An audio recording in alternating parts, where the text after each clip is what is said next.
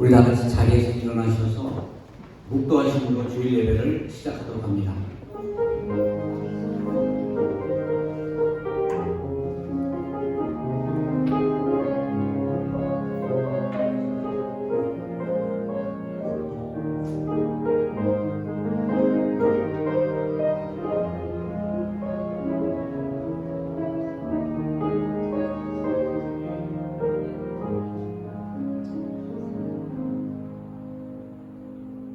너희 권능 있는 자들아 영광과 능력을 여호와께 돌리고 돌릴지어다. 여호와께 그의 이름에 합당한 영광을 돌리며 거룩한 옷을 입고 여호와께 예배할지어다. 거룩하신 하나님, 복된 주일 허락하여 주시고 주님 전에 모여 예배하게 하시니 감사와 찬송을 올려드립니다. 이 예배가 신령과 진정으로 드리는 예배되게 하여 주시고 성령 충만한 은혜로 우리를 정결하게 하시고 한 마음으로 예배하게 하여 주시옵소서. 오직 성삼위 하나님께 영광이 되기를 바라보며 예수 그리스도의 이름으로 기원하옵나이다. 아멘. 우리 이 시간 다 같이 참여와 사죄 시간 갖도록 합니다. 지난 한 주 동안에 우리의 삶을 돌아보고 하나님의 말씀에 순종하며 살았는지, 우리 안에 가지고 있는 죄악된 허물은 없는지 우리의 삶을 돌아보며 회개하며 나아갑니다.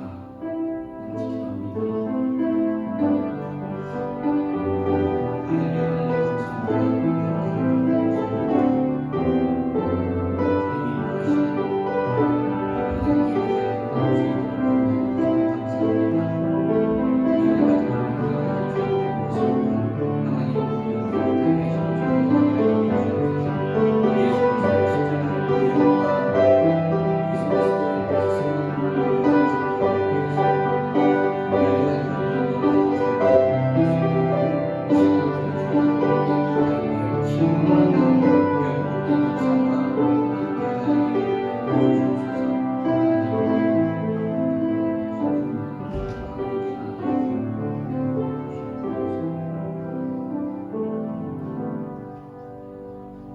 긍휼이 많으신 하나님의 말씀입니다.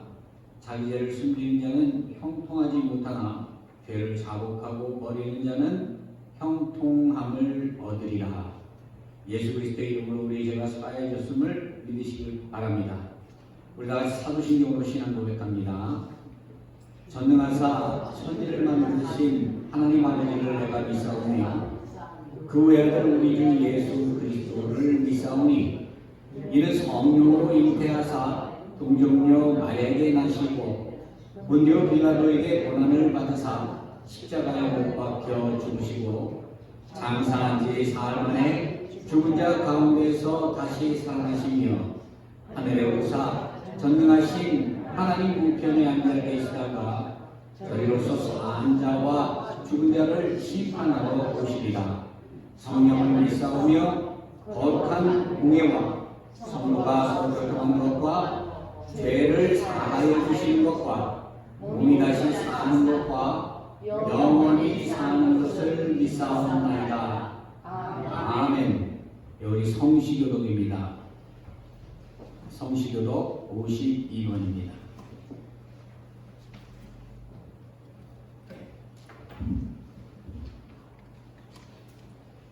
청년이 무엇으로 그의 행실을 깨끗하게 하리까? 주의 말씀만 지킬 따름이니이다.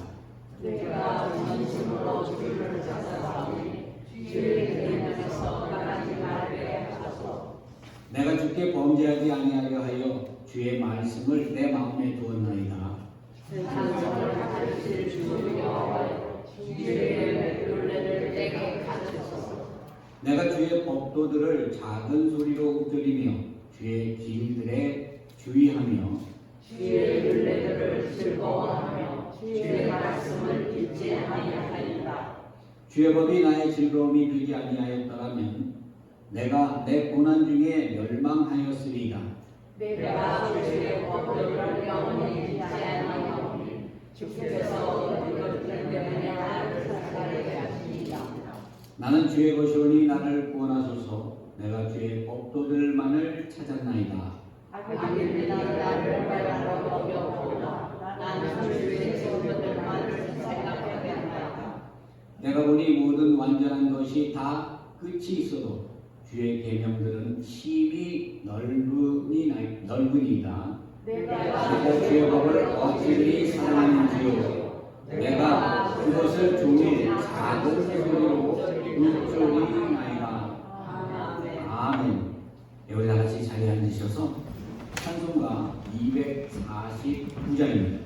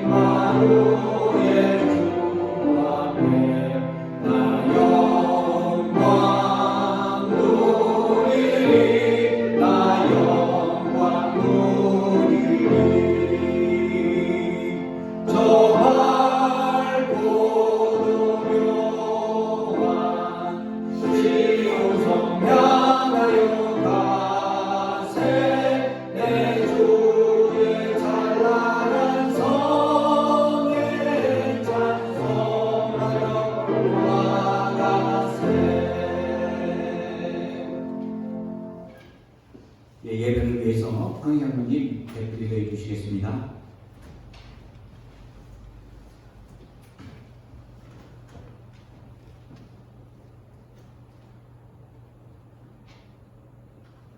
사랑과 은혜가 풍성하신 하느님 아버지, 오늘 거룩한 주님의 날을 허락하시어 새 생명과 새 희망을 안고 하나님 아버지께 예배드리게 하심을 감사드립니다. 이 시간 우리를 주님의 거룩한 전에 합당한 자들로 새롭게 하여 주시고 주님이 기뻐 받으시는 향기로운 예배가 되게 하여 주시옵소서. 예배드리는 가운데 주님의 사랑으로 저희 심령이 풍성해지는 은혜를 허락하여 주셔서 세상적인 걱정과 두려움이 모두 사라지는 복된 시간 되게 하여 주시옵소서. 사랑의 풍성하신 주님, 분주하고 근심 많은 세상 속에서 우리들의 모습을 순간순간 뒤돌아볼 때 주님의 뜻대로 살지 못하고 연약하고 교만한 모습으로 살아왔음을 고백합니다. 우리의 온전하지 못한 신앙을 회개하오니 불쌍히 여기시고 용서하여 주시옵소서. 우리로 세상과 구별하여 하시어 이 거룩한 성도가 되게 하시며 성결한 모습으로 새롭게 변화되게 하여 주시옵소서. 세상과 타협하지 않게 하시고 우리를 세상에서 승리할 수 있도록 주님의 권능으로 함께하여 주시옵소서. 하나님 나라가 이 땅에 이루어질 수 있도록 주님의 증인이 되게 하시며 우리의 삶이 예배가 될 수 있도록 은혜를 더입혀 주시옵소서. 그리하여 늘 하나님의 뜻을 분별하며 하나님이 기뻐하시는 모습으로 살아가는 믿음의 권세가 되게 하시옵소서. 은혜가 넘치시는 주님, 주님께서 우리에게 맡기신 복된 사명의 이 가을에 풍성한 열매로 감사가 넘쳐나기를 원합니다. 저희들이 그 사명을 감당할 때마다 기쁨이 되게 하시고 그 사명으로 인하여 살아가는 이유가 되게 하시며 성도의 삶으로 하나님께 영광 돌리도록 축복하여 주시옵소서. 무엇보다 우리의 순종이 하나님께 연락되기를 원하오니 주님께서 주신 사명을 잘 감당할 수 있는 믿음을 허락하여 주옵소서. 특별히 코로나 바이러스로 어려운 상황 속에서도 귀한 직분을 맡아 충성하는 손길을 기억하여 주시고 저희들의 수고가 더해질 때마다 주님을 사랑하는 신앙 고백이 넘쳐나게 하여 주시옵소서. 또한 힘든 시기를 보내고 있는 가정마다 사랑의 줄로 붙들어 주시옵고 고난과 고통 속에서 주님을 만나는 귀한 신앙 체험을 허락하여 주시어 새 생명과 새 소망이 넘쳐나는 복된 삶으로 인도하여 주시옵소서. 날마다 교회와 성도를 위해 기도하시고 애쓰시는 이창선 목사님을 성령의 권능을 붙잡아 주셔서 주님의 역사가 넘치도록 일어나게 하여 주시옵소서. 선포되는 말씀으로 우리에게 향하신 주님의 뜻을 분별하게 하셔서 약하고 상한 심령이 치유되고 회복하여 담대한 믿음으로 살아가게 하옵소서. 그리고 주시는 말씀으로 한 주간의 삶을 승리하게 하시며 말씀이 진리라는 것을 확신하는 일들로 넘쳐나는 9월 마지막 주를 보내게 하여 주시옵소서. 날마다 우리를 새롭게 하시며 예배의 자리로 불러주시는 예수님 이름으로 기도드립니다. 아멘.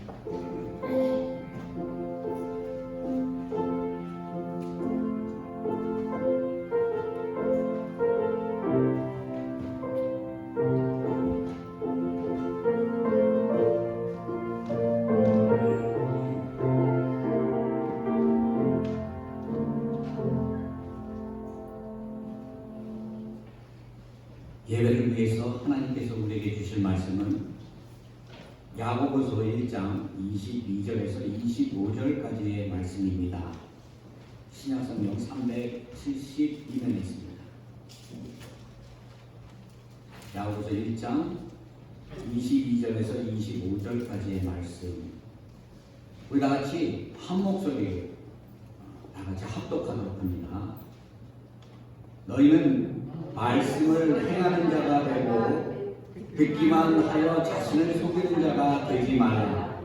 누구든지 말씀을 듣고 행하지 아니하면 그는 거울로 자기의 생긴 얼굴을 보는 사람과 같아서 제 자신을 보고 가서 그 모습이 어떠했는지를 곧 잊어버리거니와 자유롭게 하는 온전한 율법을 들여다보고 있는 자는 듣고 잊어버리는 자가 아니요 실천하는 자니 이 사람은 그 행하는 일에 복을 받으리라.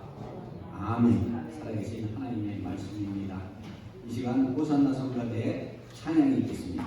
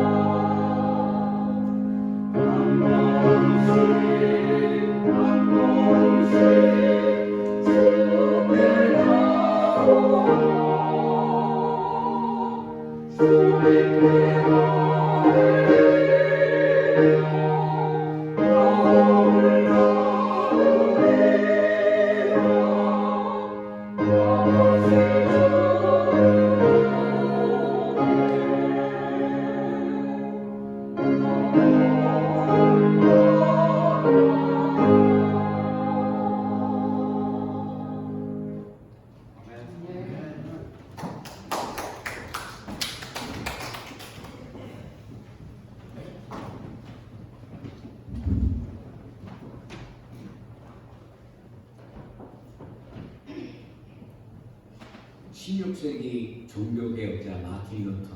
마틴 루터는 이 로마 카톨릭 교회의 타락과 부패, 그것을 지적하면서 그 카톨릭이 부패하고 그 면죄부를 팔고 이렇게 그 신학적으로 여러 가지 잘못된 그런 것들을 비판하고 구원은 오직 믿음을 통해서 주어진다, 이렇게 주장을 했습니다.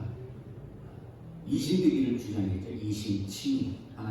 우리가 믿음으로 구원을 얻는다. 그는 5 솔라를 주장했습니다. 우리가 잘 알다시피 솔라 스크레트라, 솔라 피데, 솔라 그라티아, 솔로스 크리스토스, 솔리데오 글로리아. 오직 성경, 오직 믿음, 오직 은혜, 오직 그리스도, 오직 하나님께 영광. 그가 주장하는 것이죠. 이 성경을 기독교 신앙의 최고의 권위로 두었고 예수 그리스도를 믿음과 그 은혜로 우리가 구원을 얻는다 하는 것을 주장을 했습니다. 우리가 성경에 보면 사도 바울도 로마서 1장 16절에서 17절에 보면 내가 복음을 부끄러워하지 아니하노니 이 복음은 모든 믿는 자에게 구원을 주시는 하나님의 능력이니라.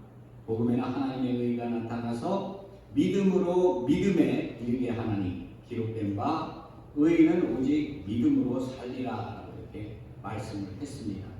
구원은 오직 믿음을 통해서 주어집니다. 우리가 예수를 믿고 예수를 내 마음으로 받아들이면 우리가 하나님의 자녀가 되고 우리가 참된 구원을 얻는 것이에요.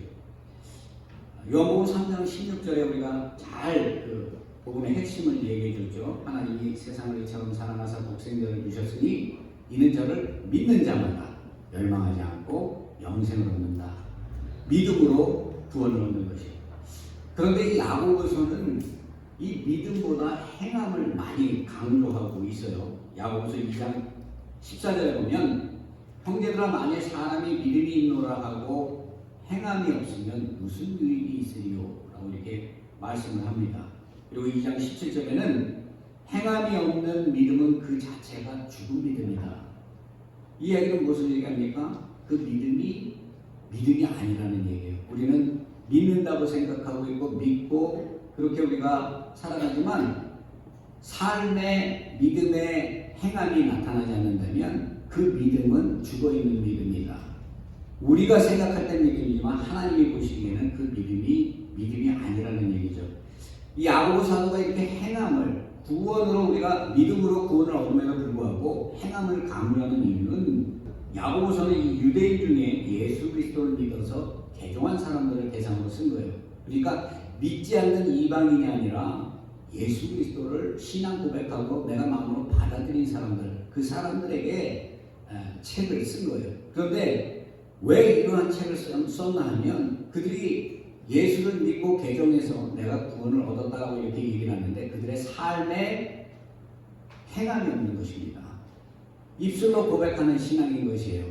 마음으로는 받아들였다 할지라도 그것이 행동으로 나타나지 않는, 그렇게 드러나지 않는 행위가 없는 죽은 신앙이다 이렇게 말씀하고 있는 거죠. 그래서 오늘 본문을 보게 되면 구원받은 자의 행위가 왜 중요한 것인가 하는 것을 오늘 본문을 통해서 설명하고 있습니다. 오늘 본문 먼저 22절에 보게 되면 너희는 말씀을 행하는 자가 되고 듣기만 하여 너 자신을 속이는 자가 되지 말라라고 이렇게 말씀을 하고 있어요. 여러분, 신앙은 하나님의 말씀을 듣는 것이 아니에요. 말씀을 듣고 행해야 한다라고 지금 말씀을 하고 있는 거죠. 미국의 이 코너스톤 교회를 다니던 프란시스 첸 목사님이 그 책에 이런 말을 썼습니다. 성도들이 하나님의 말씀을 듣든 안 듣든 사탄은 크게 신경 쓰지 않습니다. 성도들이 성경을 얼마나 많이 암송하는지도 사탄에게는 큰 관심거리가 되지 않습니다. 사람들이 성경을 공부하고 많이 성경 말씀을 외워도 사탄은 긴장하지 않습니다. 순종만 하지 않는다면 사탄에게는 아무런 위협이 되지 않기 때문입니다. 라고 얘기했어요. 여러분, 우리가 성경을 많이 읽고 많이 알고 많이 묵상하는 것도 중요하죠. 하지만 그것보다 중요한 것은 말씀을 듣고 우리가 그 말씀을 마음으로 받고 그 말씀이 주는 그 뜻대로 우리가 행하는 것, 이것이 우리에게 중요한 것이에요. 성경 말씀이 우리 머릿속에만 있게 되면 그것은 세상의 지식과 다를 게 없는 것이에요. 우리가 하나님의 말씀을 오늘 받았으면 그 말씀을 받고 그 말씀대로 한 주를 살아갈 수 있도록 노력해야 하는 것이고, 그러한 모습이 우리의 삶을 통해서 나타날 때 참된 우리가 구원을 이룬 그러한 사람이다 하는 것을 많은 사람들에게 증거하게 되는 것이다 라고 말씀하고 있는 것입니다. 여러분, 특히 목회자들은 어떻습니까? 말씀을 많이 연구하고 많이 말씀을 보고 묵상도 하고 합니다. 그런데 목회자들도 똑같아요. 말씀에 온전히 세워지려고 자신이 그 하나님의 은혜가 정말 항상 붙들지 않으면 목회자도 실족하고 입으로만 복음을 전하는 그러한 삶을 살기가 쉽습니다. 목회자가 온전하게 사람들에게 신뢰를 받기 위해서는 그 말씀이 선포되는 만큼의 삶의 행위가 따라와야 되는 것이죠. 목회자뿐이 아니라 그 말씀 선포를 듣는 성도들도 그것을 듣는 것으로 끝나는 것이 아니라 그 말씀이 나에게서 삶으로 나타나야 하는 것입니다. 어떤 성도들이 이렇게 보게 되면 큰 교회에 가서 말씀 설교 잘하는 그 목사님이 있는 교회에 가서 자기가 그 교회의 교인이라는 걸 자랑으로 삼는 사람들이 많이 있어요. 내가 변화되지 않고 내 삶의 말씀의 열매가 나타나지 않으면 그 모든 것이 아무런 의미가 없는 것입니다. 하나님의 말씀은 어떻습니까? 하나님의 말씀은 살았고 운동력이 있고 좌우의 날선 어떤 검보다 예리해서 우리의 영과 혼과 관절과 골수를 찔러 쪼갠다. 운동력이 있다는 건 살아있다는 거예요. 하나님의 말씀이 살아서 우리 안에 들어오면 그 살아있는 운동력대로 우리의 골수나 우리 가지고 있는 그 모든 죄악들을 찍어내고 우리가 그 말씀에 순종할 수 있도록 그렇게 우리를 변화시킨다는 것이죠. 말씀에는 우리가 믿고 구원받았다 한다면 이 말씀에 순종하는 삶의 모습이 나타나는 거예요. 누가복음 19장에 보면 우리가 잘 아는 삭개오의 이야기가 나오고 있습니다. 그는 어떤 사람입니까? 세리장이었어요. 당시 로마의 지배국에 최선을 다하고 충성을 다하는 그러한 사람이었습니다. 그렇기 때문에 자신과 같은 그러한 한 동족들을 어때요? 자기의 욕심을 채우기 위해서 세금을 걷어서 그것으로 부를 축적하고 그것을 누리며 살았던 사람이에요. 같은 동족임에도 불구하고 이렇게 맹로적인 이런 삶을 사니까 사람들이 그를 상종하기를 꺼려했습니다. 그의 마음속에는 어떻겠어요? 많은 것을 가지고 있고 많은 것을 누리고 있어도 인정받지 못하는, 그리고 자신이 양심이 온전하지 못하는 것을 항상 마음속에 고통으로 가지고 있었을 거예요. 그런데 어느 날 예수님이 지나가십니다. 예수님이 지나가신다는 소문을 듣고 예수님께 나아갔어요. 예수님께 나아갔을 때 예수님께서 그 삭개오를 발견하고 예수님과 삭개오가 만나는 이러한 축복이 주어졌습니다. 이 축복이 주어지고 난 다음에 삭개오의 삶이 어떻게 변해요? 그의 삶과 그의 생각이 어떻게 변합니까? 삭개오가 이렇게 고백을 해요. 예수님께 나와서 자신의 소유 절반을 가난한 자에게 주겠다. 그리고 누구에게 속여 뺏은 것이 있다면 네 배로 갚겠다. 마음의 변화가 일어나는 거죠. 예수님을 만나니까 마음의 변화가 일어나고 행동으로 자신이 예수님께 말씀하신 대로 그대로 행했다는 얘기예요. 그렇게 행했을 때 예수님께서 삭개오에게 뭐라고 말씀을 하는가 하면 오늘 구원이 이 집에 이르렀다라고 말씀하십니다. 여러분, 우리 삶의 모습을 통해서 구원받은 자로서의 이 모습이 나타나야 하는 것이에요. 삶의 열매로, 말씀의 열매가 우리의 삶에서 나타나야 하는 것입니다. 예수님께서는 이렇게 말씀하셨어요. 그 열매로 그들을 알지니 가시나무에서 포도를, 엉겅퀴에서 무화과를 따겠느냐? 이와 같이 좋은 나무마다 아름다운 열매를 맺고 못된 나무가 나쁜 열매를 맺나니 좋은 나무가 나쁜 열매를 맺을 수 없고 못된 나무가 아름다운 열매를 맺을 수 없다. 우리가 콩 심을 때 콩 나고 팥 심을 때 팥 난다고 얘기하잖아요. 우리가 마음속에 가지고 있는 올바른 하나님의 말씀을 우리가 마음속에 그대로 가지고 있다면 그 마음에 하나님의 말씀이 우리의 삶의 모습으로, 삶의 행위로, 삶의 열매로 나타나는 것입니다. 제가 예전에 그 목사님들과 이 펜실베니아 농장에 한번 다녀온 적이 있어요. 저는 서울에서 태어나서 사실 꽃 종류도 잘 모르고 이렇게 나무 종류도 잘 몰라요. 근데 그 농장에 들어가는데 나무 같기도 하고, 사과 같기도 하고, 배 같기도 한 이 나무들이 쫙 이렇게 줄 서 있는데 목사님들도 모르는 거예요. 그러니까 어떤 목사님 저게 사과나무다 하고 어떤 목사님들은 저게 배나무라고 이제 막 우기죠. 그래서 우리가 차에서 내리고 그 종이에 이렇게 싸는 걸 보니까 그거는 배고요. 그렇지 않은 거는 사과더라고요. 그 나무를 봤을 때는 우리가 알지 못하지만 그 열매를 보면 그 나무가 무슨 나무인가 하는 것을 알 수 있듯이 우리의 삶을 통해서 우리가 하나님의 말씀이 우리 안에 있고 우리가 믿음이 있다면 그 믿음이 증거되는 그러한 삶의 모습이 우리에게 나타나야 하는 것입니다. 22절에 다시 보면요. 너희는 말씀을 행하는 자가 되고 듣기만 하여 너 자신을 속이는 자가 되지 말라라고 이렇게 말씀을 하고 있어요. 너 자신을 속이는 자, 이 시대에 말씀을 듣고 속이는 자가 누구예요? 하나님의 선민 이스라엘 백성들, 바리새인과 서기관들. 예수님께서 그들을 뭐라고 정죄했습니까? 회칠한 무덤과 같다고 했어요. 그들이 신앙에 열심히 있는 것처럼 경건의 모습은 있습니다. 그들이 사람들에게 보이기 위해서 누구보다도 하나님을 잘 섬기는 모습을 가지고 있어요. 말씀도 연구하고 그 말씀대로 행하는 그 행위의 모습을 보입니다. 그런데 회칠한 무덤과 같다는 거예요. 우리가 교회에 와서 아무리 말씀을 많이 듣고 우리가 아무리 신앙생활 주일 예배를 하고 수요 예배를 하고 날마다 기도를 한다 할지라도 그것이 우리 안에 머물러 있으면 그것은 참된 믿음이 아니고 참된 구원이 아니라는 얘기예요.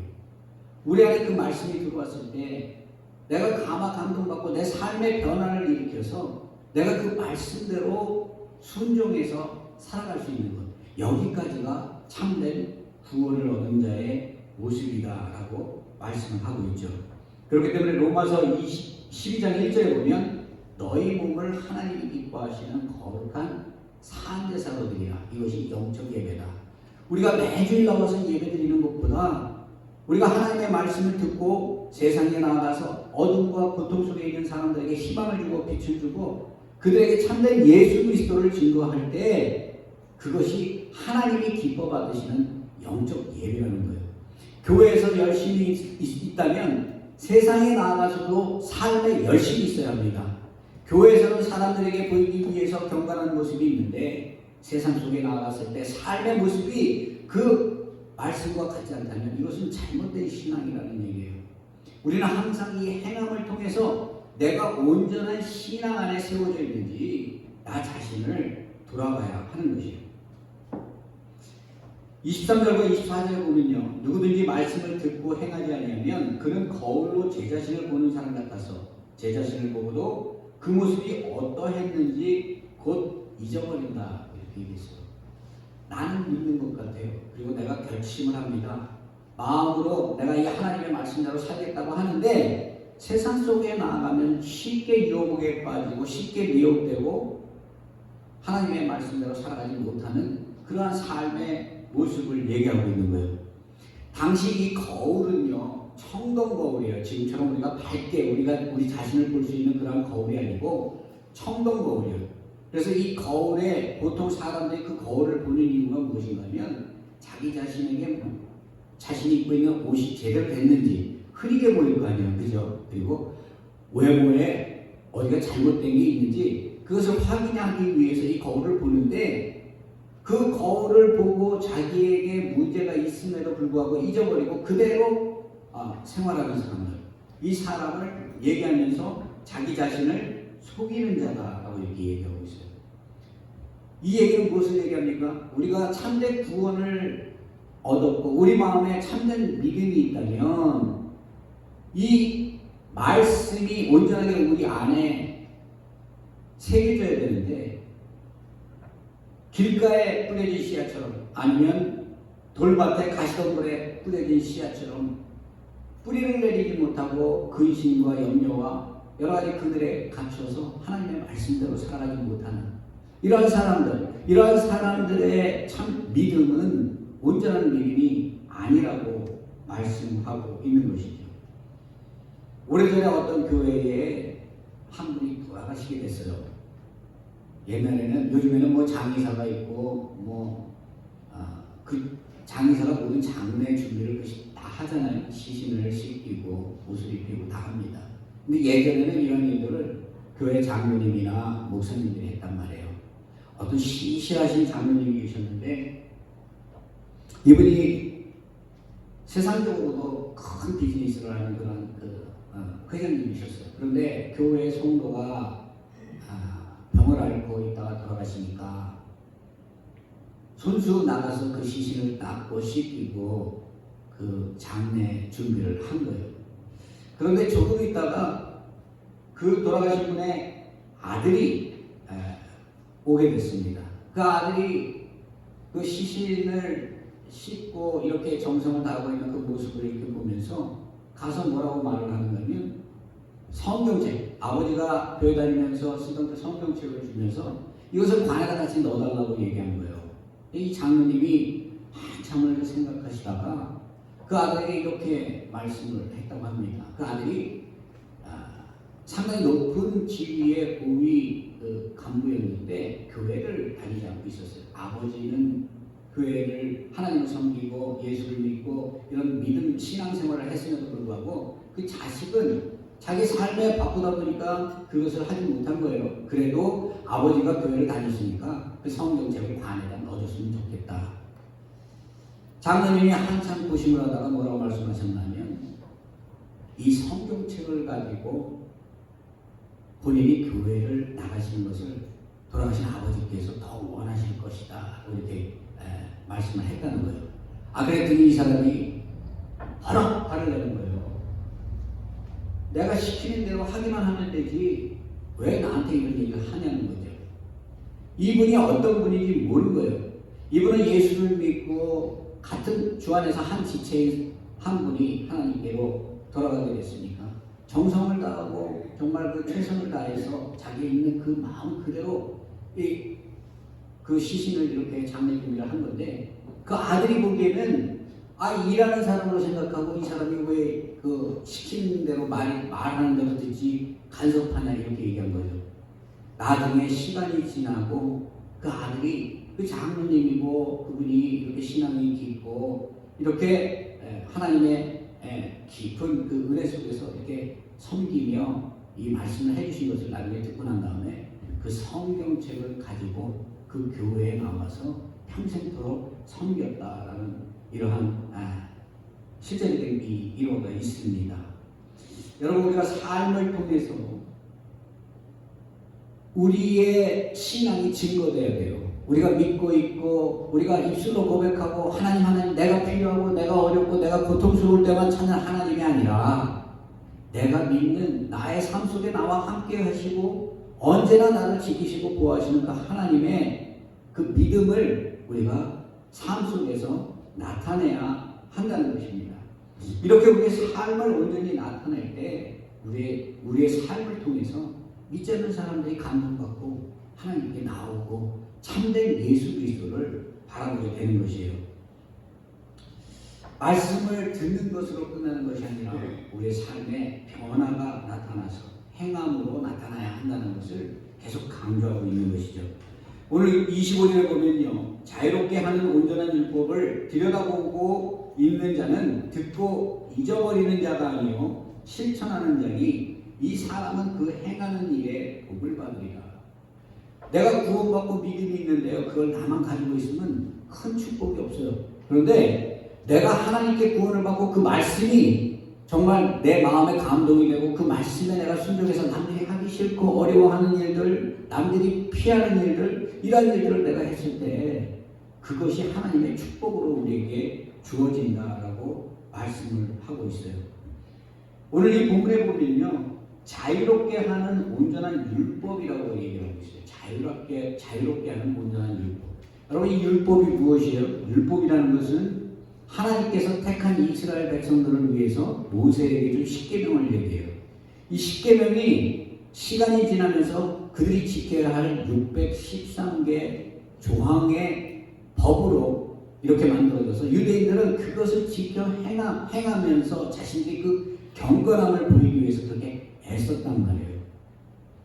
하나님이 우리에게 지키라 명령하신 것, 그것을 하나님의 뜻으로 받들고 그 뜻대로 내가 순종하에 지키는 것이 아니라 그들이 삶 속에서 사람들에게 보이기 위해서 내가 온전한 경건한 사람이라는 것, 내가 믿는 사람이라는 것을 보이기 위해서 그렇게 행했다는 얘기죠. 이러한 율법, 비록 이 율법이 우리를 죄를 깨닫게 하고 죄가 죄인 줄 깨닫게 하고 죄를 피해가려고 노력하도록 이렇게 하지만 이 율법을 우리가 온전하게 다 지킬 수 있는 사람은 아무도 없어요.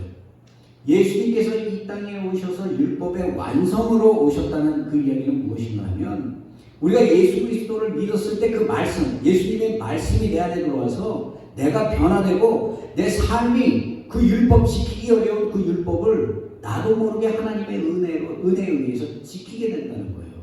선행을 내가 내 생각대로 하는 것이 아니라 내 뜻을 나타내는 것이 아니라 성령의 충만한 은혜가 내 안에 넘치게 차고 넘치게 되니까 나도 모르는 사이에 사람들을 돕고 사람들에게 사랑받고 사람들에게 힘을 주고 사람들에게 용기를 주고 이러한 능력 있는 그러한 사람으로 변해가는 것이죠. 이렇게 우리가 변화될 때 온전한 하나님을 믿는 자가 되는 것이고 우리 안에 참된 구원이 있는 자라고 예수님께서 말씀을 하시는 것입니다. 여러분, 하나님은 사랑이에요. 우리가 하나님은 사랑이시다. 예수님께서도 예수님 자신을 가리켜 나는 사랑이다 말씀하셨습니다. 예수님께 가장 큰 계명이 무엇이냐라고 율법사가 나와서 예수님께 질문했을 때 예수님께서는 내 하나님을 사랑하고 내 이웃을 사랑하라. 우리가 다른 사람을 사랑할 때 우리의 마음에 변화가 오고 우리가 행동할 수 있는 거예요. 내가 나 자신을 사랑하는 사람은요, 나를 위해서 일합니다.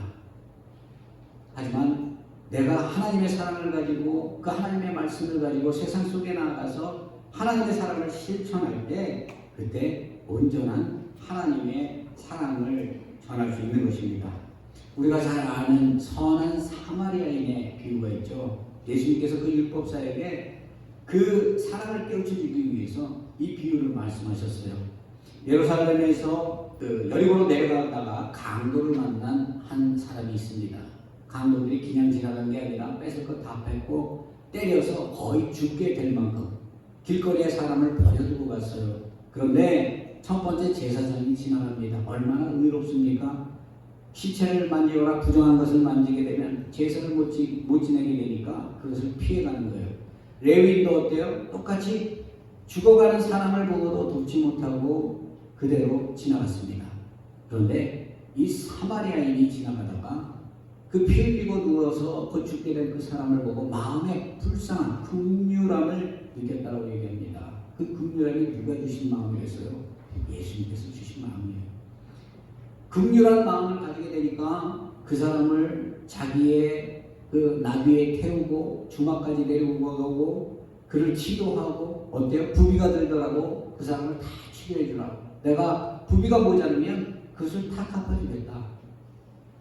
이렇게 하고 그가 돌아갔을 때 예수님께서 누가 진정한 이웃이냐라고 그 질문하는 율법사에게 얘기하고 하신 후에 너도 가서 이같이 하라라고 말씀합니다. 뭐라고 말씀하세요? 너도 가서 이같이 하라. 제사장들이 성전에 가서 하나님을 섬긴다고 열심을 내고 레위인들이 하나님의 일을 한다고 백성들의 죄를 중보한다고 열심을 내지만 이것보다 중요한 것이 우리 주위에 어렵고 힘들고 고통받는 사람들을 위해서 기도하고 그들에게 도움이 되고 그들에게 힘이 되고 위로가 되는 그러한 일을 행하라라고 말씀을 하는 것이죠. 많은 사람들이 오직 구원은 믿음으로 받는 것이기 때문에 나는 믿어서 구원을 얻었다고 믿기 때문에 이 행함을 쉽게 생각하는 사람들이 있어요. 내 행함을 돌아보면서 내가 참된 믿는 자인지 참된 구원을 소유한 자인지 여러분 자신을 날마다 그렇게 체크업을 해야 되는 것입니다. 구원받은 자의 증거로 행함의 열매가 삶에 나타나는 거예요.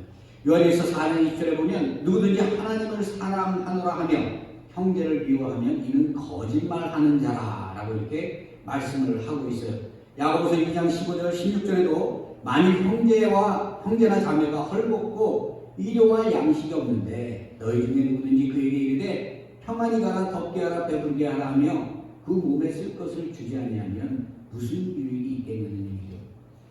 여러분, 목회자가 입술로 복음을 전한다고 행위는 마음대로 행하고 교회를 돌보지 않고 자기 자신의 유익을 위해서 살아간다고 생각해 보세요.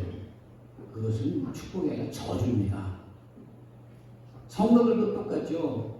하나님께 부름을 받아서 하나님의 백성되고 한 지체된 몸이 고통 속에 있고 괴로움 속에 있고 아픔에 있다면 우리가 그를 위해서 진정으로 진심으로 기도하고 그들을 위해서 정말 우리가 행할 수 있는 그 모든 것을 다 해서 그들이 고통 속에서 나올 수 있도록 그렇게 해야 할 것입니다. 사실 저도 이 말을 하고 있지만 이 말씀을 준비하면서 제가 상당히 부끄러웠던 게 한 번 있어요. 작년에 크리스마스 때 저희가 그 맨하탄에 나와서 이 찬양을 한 적이 있어요. 많은 목사님들이 가서 찬양을 했는데 낮에 도착해가지고 저녁 해 질 때까지 찬양을 이곳저곳 옮겨다니면서 했습니다. 그리고 마지막 찬양을 하는데 이제 눈이 많이 와요. 그리고 어두웠어요. 그래서 차를 어떤 장로님이 그 맨하탄 그 길거리로 가지고 왔기 때문에 우리가 차를 타려고 가는데 어떤 홈레스 하는 사람이 막 저한테 뛰어오는 거예요. 뛰어오면서 갑자기 내 손을 딱 잡더니 돈을 달라는 거예요.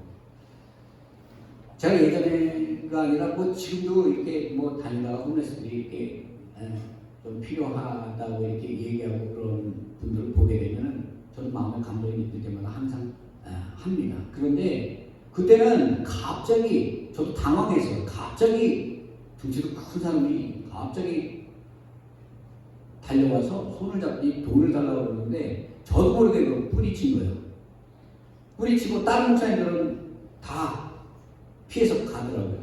그리고 난 다음에 급하게 이제 저도 차를 탔죠. 차를 탔는데 그 사람이 어디 있나고 이렇게 돌아보니까 어떤 여자가 자기 지갑을 열어서 그 사람이 원하는 돈을 주는데 그 큰 사람이 옆에서 가만히 이렇게 서 있더라고요.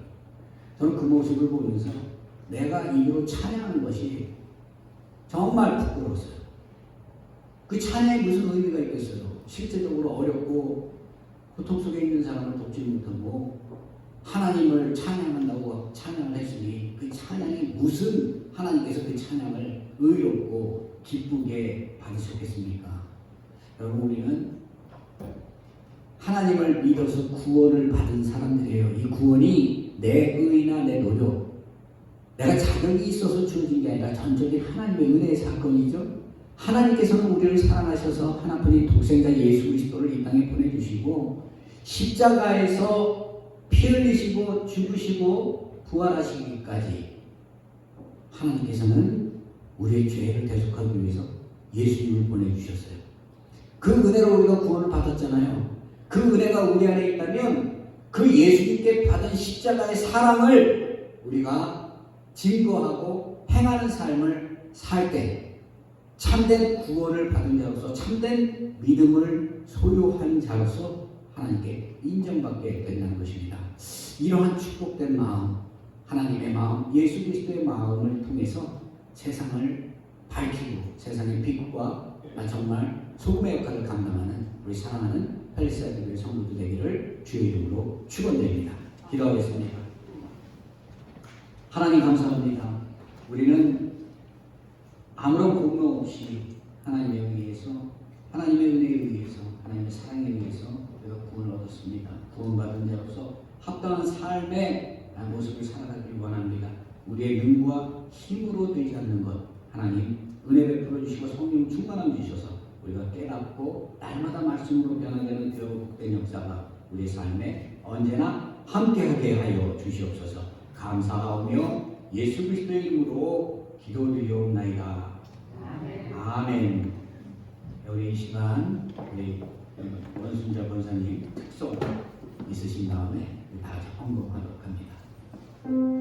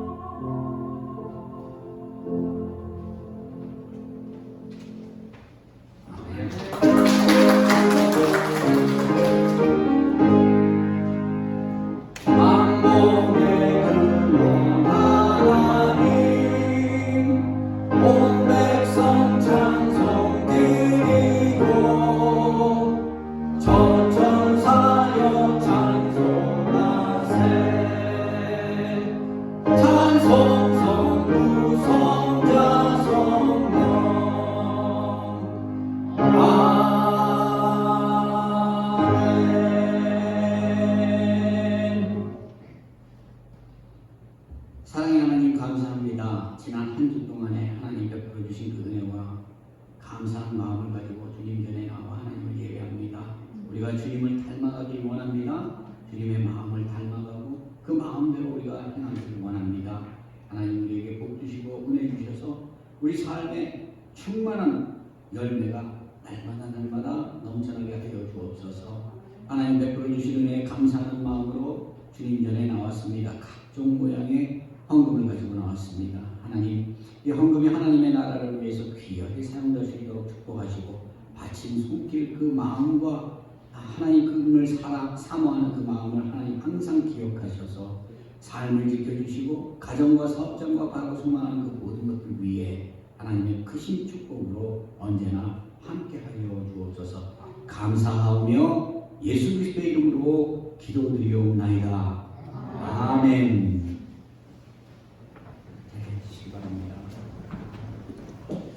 예, 교회 소식 시간이에요. 오늘 주일 예배에 나오신 우리 성도님들 모두 주님의 이름으로 환영하고 축복합니다. 우리 다시 한번 또 서로 인사만 할까요? 이렇게 일주일 만에 이렇게 건강한 모습으로 뵐 수 있어서 정말 감사합니다. 네, 사랑합니다.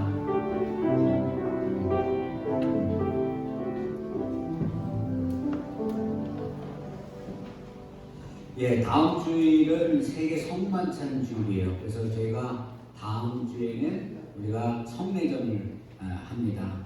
다 같이 기도로 준비해 주시고 우리가 온전히 예수 그리스도와 합하는 그러한 귀하고 복된 은혜를 체험하는 시간 되기를 원합니다.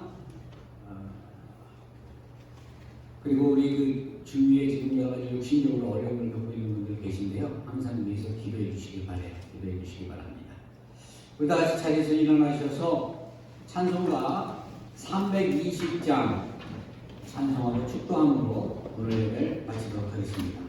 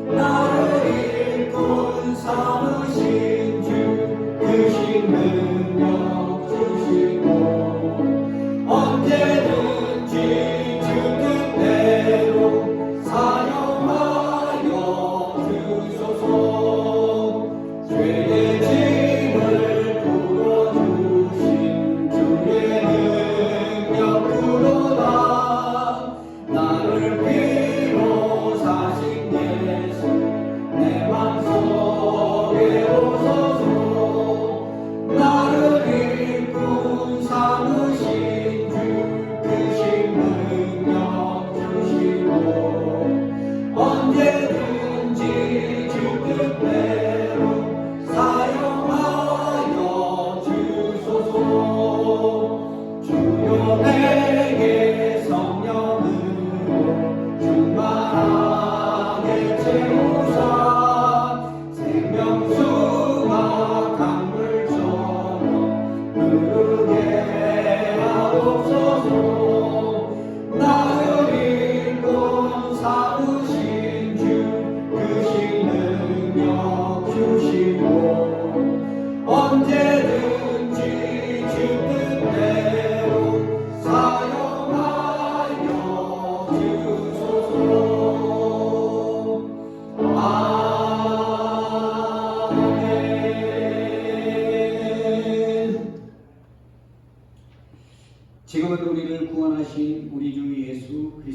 은혜와 하나님의 그 크고 놀라우신 사랑하심과 성령님의 역사교통 충만 인도하심이 예수 그리스도를 믿고 그 믿음대로 행하며 하나님의 마음을 닮아가기를 원하는 우리 사랑하는 펠리사이드 교회 성도들 위에와 주님의 피값으로 사신 목내 교회 위에 이제부터 영원토록 함께 계실지어다. 아멘.